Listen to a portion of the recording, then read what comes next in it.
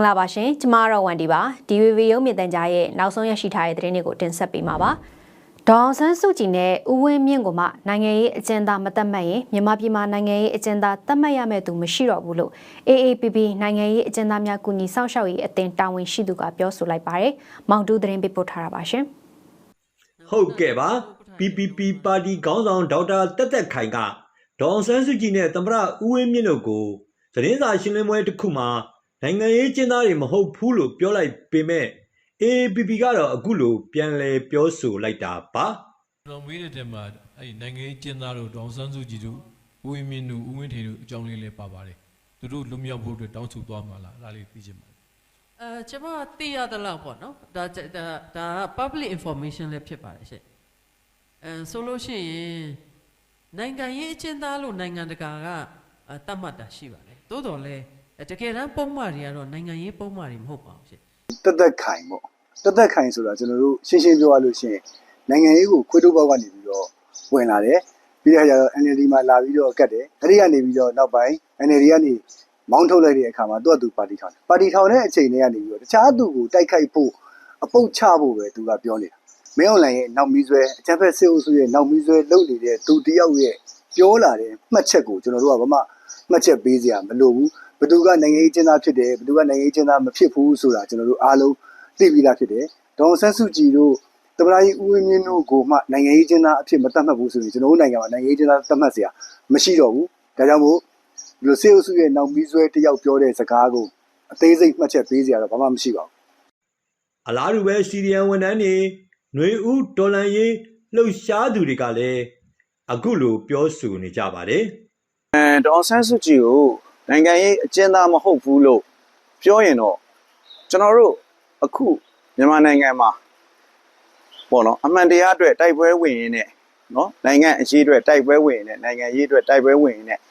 ထောင်ထဲမှာရောက်ရှိနေတဲ့အကျဉ်းသားတွေရှေ့ကအစစ်ခစ်ဆက်ဆက်မှာနိုင်ငံအရေးကြောင့်ထောင်ကျခဲ့တဲ့အကျဉ်းသားတွေနိုင်ငံရေးအကျဉ်းသားဆိုတာဘယ်သူမှတက်လို့ရတော့မှမထင်ဘူးဗ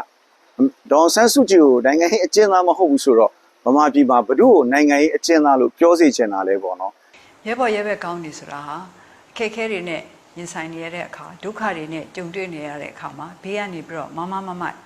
ရပ်ပေးသလိုပျော်ရွှင်စရာတွေနဲ့တွေ့ရတဲ့အခါကျရင်ကိုယ့်အတွက်မုဒိတာပွားပေးကြပါတယ်ကျွန်မကြေကျုပ်ခံနေရတဲ့အချိန်မှာကျွန်မဘေးကနေပြီးတော့မရှိပေမဲ့လည်းဘေးကနေရှိနေတကယ်ဆိုမရပ်တည်ပေးတဲ့သူတွေအားလုံးကိုကျေးဇူးတင်ပါတယ်ဒီနှစ်တည်းအတွင်းမှာကျွန်မမွေးနေ့မှာဆိုလို့ရှိရင်ကဘာတလွှားမြန်မာဒီမိုကရေစီအင်အားစုတွေကကျွန်မကိုတတိယသောအဖြစ်မွေးနေ့ပွဲတွေကျင်းပပေးတာဟာကျွန်မကိုအများကြီးပဲအင်အားဖြစ်စေပါတယ်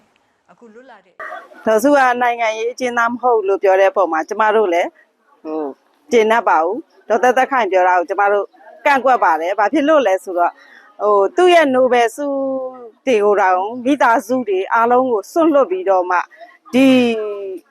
နိုင်ငံရေးကိုသူလောက်ခဲ့တဲ့အတွက်သူဒေါအောင်ဆန်းစုကြည်ကနိုင်ငံရေးအကျဉ်းသားမဟုတ်ဘူးဆိုတာကိုလုံးဝကန့်ကွက်ပါတယ်လို့ကျမတို့ရဲ့နိုင်ငံကောင်ဆောင်ဒေါအောင်ဆန်းစုကြည်ကနိုင်ငံရေးအကျဉ်းသားစစ်ဖြစ်တယ်လို့ပြောဖြစ်မှာဟုတ် AAPP နိုင်ငံရေးကျင်းသားများကူညီစောင့်ရှောက်ရေးအသင်းရဲ့စရင်းအရစစ်တပ်ရဲ့မတရားအာဏာလုမှုဖြစ်စဉ်နဲ့ဆက်ဆက်ဖမ်းဆီးခံရသူဒေါအောင်ဆန်းစုကြည်နဲ့သမ္မတဦးဝင်းမြင့်တို့ပါဝင်နိုင်ငံရေးကျင်းသားပေါင်း3000နီးပါးရှိပြီးဒီထဲက22,500ကျော်ဟာအခုထိချုပ်နှောင်ခံရဆဲဖြစ်ပါတယ်ခင်ဗျာကျွန်တော်မောင်တူပါမန္တလေးမှာစစ်တပ်ဩဇာခံရွေးကောက်ပွဲကော်မရှင်ကကြေညာထားတဲ့မဲဆန္ဒရှင်စည်ရင်းတွေကိုလာစစ်ကြဖို့စစ်ကောင်စီခန့်တိုင်းဝန်ကြီးချုပ်ဦးမျိုးအောင်ကပြောဆိုလိုက်ပါတယ်။မဲစင်းအများအပြားလွဲမှားနေတာတွေကြောင့်ပြန်လည်ပြင်ဆင်နိုင်ဖို့ဒေသခံတွေအနေနဲ့မဲစင်းလာကြည့်ပြီးတော့ရွေးကောက်ပွဲမှာပူးပေါင်းပါဝင်ဖို့အောက်တိုဘာလ17ရက်နေ့ကအကူအညီတောင်းတယ်လို့မြို့ခံတွေကိုပြောသွားတာပါ။ချမ်းမြေသာစီမြို့နယ်မှာလည်းမဲစင်းမပါသူတွေယာနဲ့ချီပြီးရှိနေတာကြောင့်ပုံစံလေးကားငယ်အရာပြန်လည်လျှောက်ထားဖို့အတွက်ဝန်ကြီးချုပ်ဦးမျိုးအောင်ကိုယ်တိုင်လာရောက်ပြီးဒေသခံတွေကိုအကူအညီတောင်းခဲ့တယ်လို့မြို့ခံတယောက်ကပြောပါတယ်။မဟာအောင်မြေမြို့နယ်ကရက်ကွက်အများစုမှာကတ်ထားတဲ့မဲစင်းတွေမှာလည်းအမှန်တကယ်နေထိုင်သူတွေမပါဘဲရွှေပြောင်းသူတွေပါနေပြီးမဲစင်းတွေထပ်နေတာကြောင့်မနေ့ကလာဝကနဲ့ထွေအုပ်ကလာပြင်ပေးတယ်လို့ရတနာဘူမိအရှိရက်ကွက်နေသူတယောက်ကပြောပါတယ်ရှင်။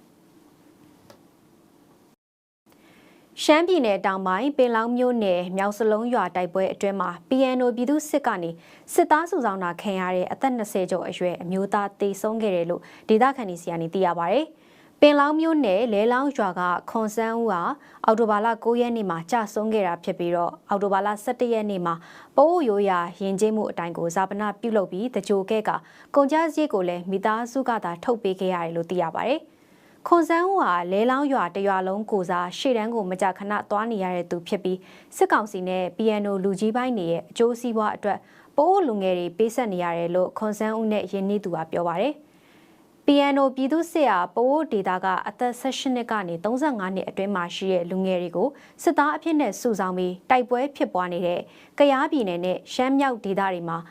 စစ်ကောင်စီတပ်နဲ့အတူသွားခိုင်းပြီးကြာဆုံးသူများစွာရှိတယ်လို့ဒေသခံတွေစီကနေသိရပါဗျ။မြောက်စလုံးကျေးရွာတွေကို၄နှစ်ကျော်ကြာတက်ဆွဲခဲ့တဲ့ PDF တပ်ဖွဲ့တွေကိုအော်တိုဘာလ9ရက်နဲ့10ရက်2ရက်တာအတွင်းမှာစစ်ကြောင်းထိုးတိုက်ခိုက်ပြီးရွာကိုထိန်းချုပ်နိုင်ခဲ့တယ်လို့ PNO ပြည်သူစစ်ဘက်ကထုတ်ပြန်ထားပါတယ်ရှင်။အာဖဂန်နစ္စတန်နိုင်ငံရဲ့ဝေးလံခေါင်တီရဲ့နယ်စပ်တွေအနီးမှာပါကစ္စတန်ကလေကြောင်းတိုက်ခိုက်မှုတွေလှုံ့ဆော်နေတာကိုရှုံချတယ်လို့အာဖဂန်တာလီဘန်နိုင်ငံသားရေးဝန်ကြီးအာမီရာခန်မိုတာကီကပြောပါတယ်။ဒါပါကစ္စတန်အစိုးရရဲ့ကြီးမားတဲ့အမှားတစ်ခုလို့ယူဆကြောင်းကိုတာလီဘန်ဝန်ကြီးကအောက်တိုဘာလ17ရက်နေ့နယူးဒေလီသတင်းစာရှင်းလင်းပွဲမှာဆွဆွဲပြောကြားလိုက်ပြီး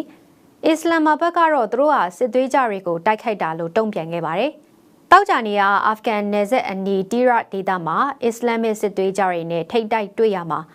ပါကစ္စတန်စစ်သား12ဦးသေဆုံးခဲ့ကြောင်းပါကစ္စတန်လုံခြုံရေးအရာရှိတွေကပြောဆိုပါတယ်။အစ္စလာမ်ဘတ်အစိုးရကတော့အဲ့ဒီသူတွေဟာအာဖဂန်နစ္စတန်ကစီမံလုံဆောင်နေတဲ့